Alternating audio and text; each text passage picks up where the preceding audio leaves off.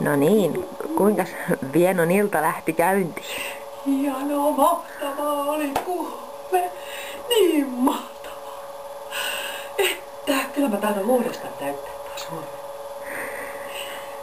No, mihkäs jatkot sitten veivät?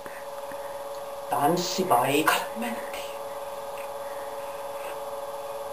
Pikkusen maistelen vielä tässä, kun jäi vähän päälle. Lääkkeeksi vaan. Tulee uni paljon. Lämmikkeeksi. Ajattelin pari kerrosta kutoa tässä vielä, että lapsenlapset saa villapaiden jouluksi. No mikäs jäi päällimmäisenä mieleen? Kyllä se oli se bingo. Se oli mun haaveiden täyttämys. Ja kun tytöt laulasin mulle sen, sä kasvoit niitä kauniita. Niin kauniita, että ihan kyynel vierähti. Pakko ottaa suklaata. Palasit siis kotiin yksin jatkovan ilta. Kyllä mulla tanssittajia oli. Mie ei kyllä ketään ottanut, kun ei ollut niin komia palomiestä.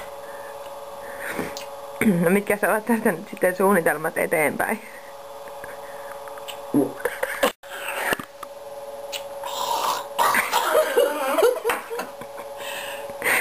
Taisi Vieno päästä lakkaliköörin maku. Joo.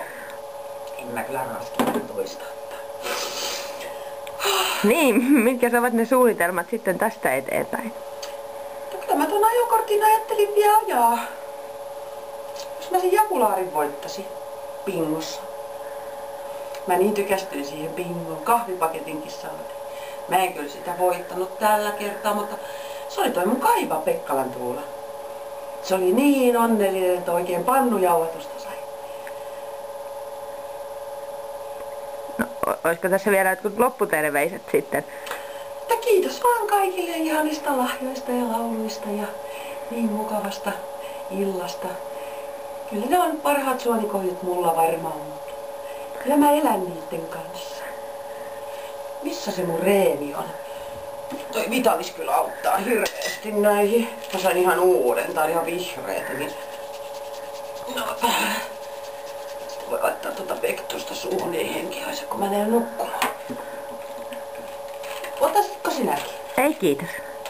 Nää on kyllä hyviä kurkulle. Oikein Kyllä mä oon herkutellut nyt.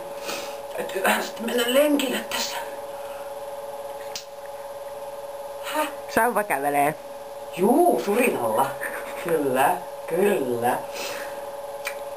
Mutta hyvää yötä. Hei hei.